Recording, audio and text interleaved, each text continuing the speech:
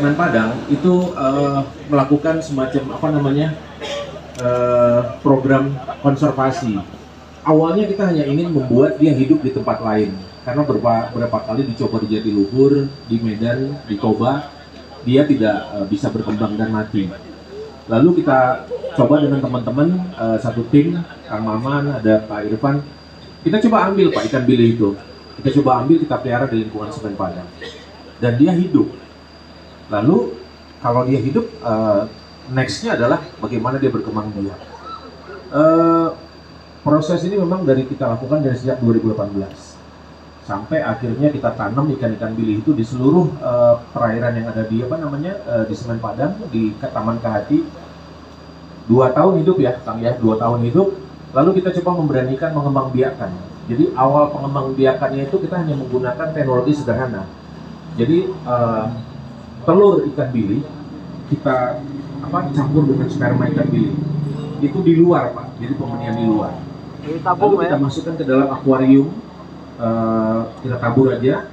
Karena gini, ikan bili ini telurnya banyak, jadi dia bertelur tuh sekali telur tuh 5.000 sekali bertelur, dan durasi dia menetas itu 20 jam setelah dia bertelur. Iya. Nah itu ketika dia menetas, kita juga sebetulnya nggak bisa lihat kalau nggak pakai alat, karena dia sangat halus gitu. Bapak bayangin ikannya cuma 7 cm, telurnya kecil, jumlahnya 5.000, pas netes itu pakai kaca pembesar baru kita bisa lihat.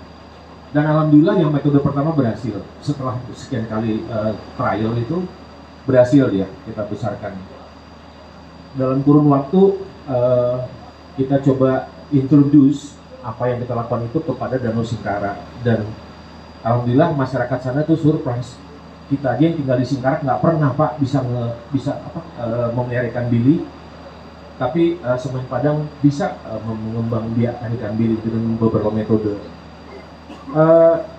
Satu hal yang perlu kita ingat waktu itu, bahwa ikan bili ini nggak mungkin selamanya kita lakukan pengembangbiakan dengan cara itu.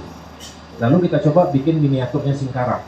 Jadi di belakang ini nanti ada kolam, itu miniaturnya Singkarak. Bili itu seperti salmon Pak. Jadi dia melawan arus untuk bisa bertelur dan membiarkan telurnya masuk ke dalam danau, kedalaman tertentu sehingga tidak ada predator, dan dia bisa berkembang biak. pH airnya sama? pH airnya sama Pak. Jadi kita memperkirakan jangan-jangan air yang ada di sini itu sumbernya satu Pak, dari gunung yang sama. Jadi sebelum kita melakukan pengembangbiakan, dulu yang pertama kita cek adalah pH air, lalu jenis makanan-makanannya, semua kita cek. Dan kita juga bekerja sama dengan Universitas Bung Hatta. Jadi sebagai konsultan perikanannya dari Bung Hatta.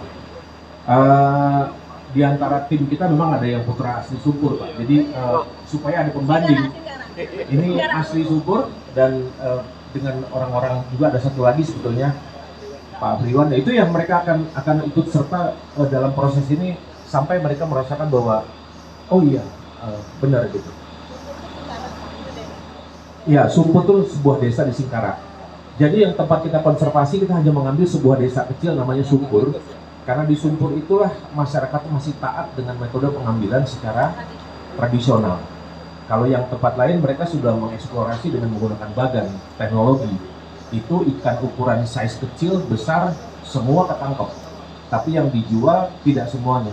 Kalau di tempatnya Pak Irfan, itu cara pengambilannya memang betul-betul bili yang akan dikonsumsi yang bisa keambil, karena jaringnya juga ada ukurannya. Nah, jadi di dalam ini sekarang ada beberapa hasil pengembangbiakan kita melalui metode yang pertama tadi, lalu yang kedua itu semi buatan. Jadi kita suruh pacaran ikannya di dalam kolam kecil. Kolam kecil kita suruh pacaran, kita kasih arus supaya dia bisa melawan, dan alhamdulillah itu pun metodenya berhasil. Sehingga sekarang kita sudah punya 2 metode pengembangbiakan. Kalau yang alamiah di kolam di atas itu sudah ini Pak, cuma dia tidak bisa terkuantisir karena kan dia berada dalam kolam, kita nggak bisa lihat. Kalau yang di sini kita bisa menghitung dari yang lahir misalnya 4.000 yang netes, itu daya juang untuk hidupnya kan susah karena dia kolamnya limitatif. Lalu pakannya juga terbatas. Paling-paling yang hidup sekitar tinggal 30% lah, 1.000 ekor paling itu. Tapi paling tidak kita menemukan cara untuk bisa mengembangbiakan ikan bili. Ikan ini ikan langka. Jadi namanya tuh Mystaclius padangensis. Jadi hanya ada di Singkarak. Dan ini juga sudah diteliti oleh orang asing ya, jurnal asing sudah pernah melakukan penelitian ini. Size terbesarnya ketika itu tahun 97 diukur 10 sampai 12 cm. Hari ini saya punya ikan bili ukurannya sampai 20 cm. Jadi kita bisa bisa membesarkan dia. Ya, lumayan besar Pak, karena dia memang dikasih pakan tambahan. Kalau dia di alam kan dia pakannya pakan alamiah, plankton saja. Tapi kalau di sini kan dia kita kasih pakan tambahan.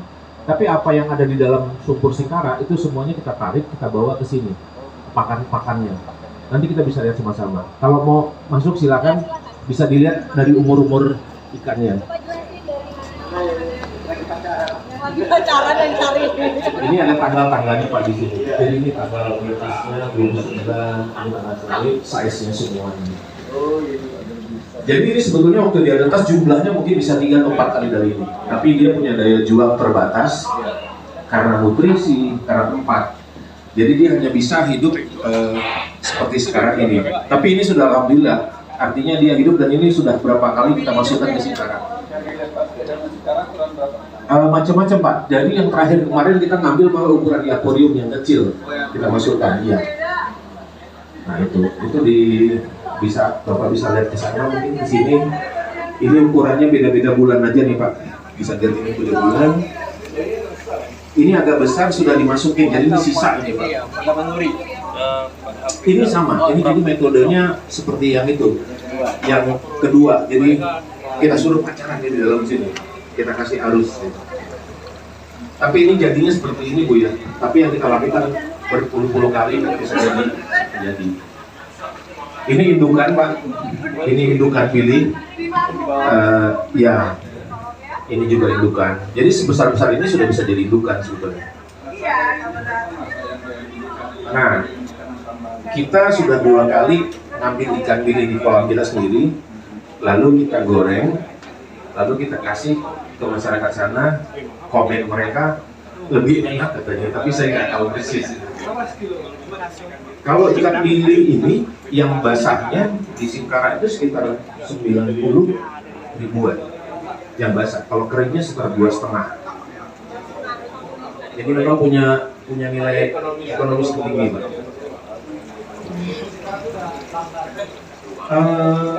Dia pernah mengalami penurunan ya Pak, karena cara penangkapan sehingga ini itu mahal Pak, bisa sampai 300-400 ribu sekilo. Jarang, nanti mungkin kita bisa lihat yang gedenya Pak. Ini ada yang baru lahir, yang kecil mana yang kecil ya? Ini sudah berapa bulan ini?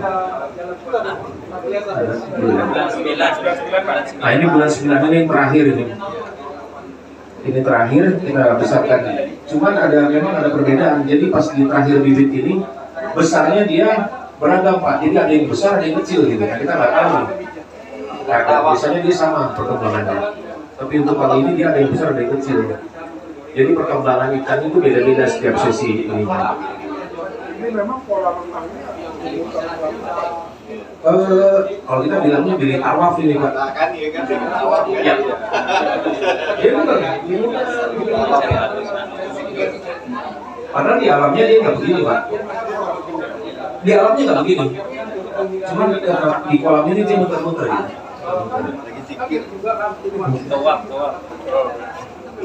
Baik Bapak Ibu, Pak Dedi, kita mohon izin mungkin kita langsung ke area yang katanya miniatur dari Danau Singkara tadi ya. Sekaligus nanti kita akan lanjut ke kalian indukannya itu. Itu akan melakukan pemijahan ke hulu sungai, mencari arus untuk memijah.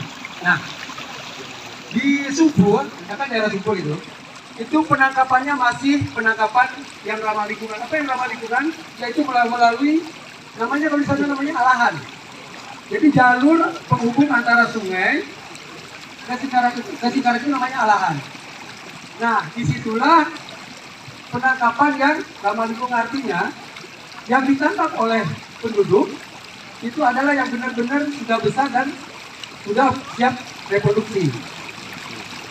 Dia udah naik, ya kan?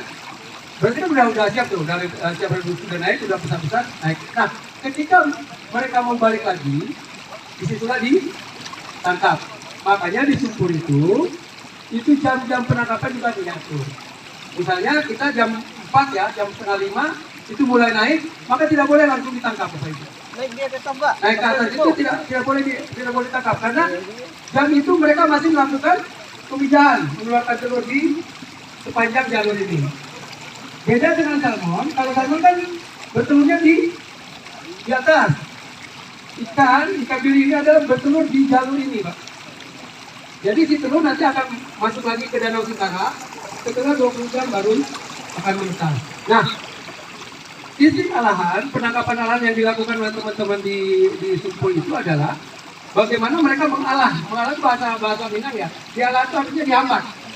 Jadi pas mereka mau balik, maka itu dihambatnya dan ditangkap. Penangkapannya boleh waktu itu pakai jala, ada yang pakai tubuh ya, tubuh tapi bukan tubuh apa boleh seperti itu.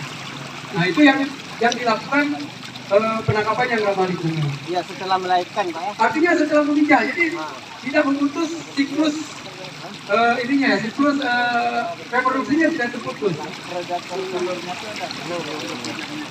Baik, predator alami tentunya kalau yang di Singkara itu ada 19 spesies ikan yang memang 80% adalah ikan bilik ya. Kemudian ada predatornya dari ikan-ikan yang agak besar. Itu ada ikan papie namanya, ada ikan asam, kemudian ada ikan sasau. Kalau teman-teman pernah ketemu apa namanya?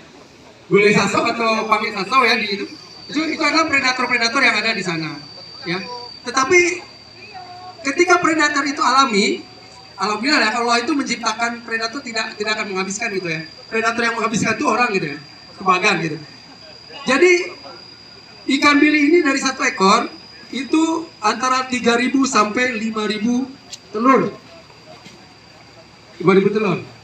Dan melakukan fertilisasi atau melakukan pemijahannya itu tidak sekaligus habis. Melakukannya maksimal 3 kali.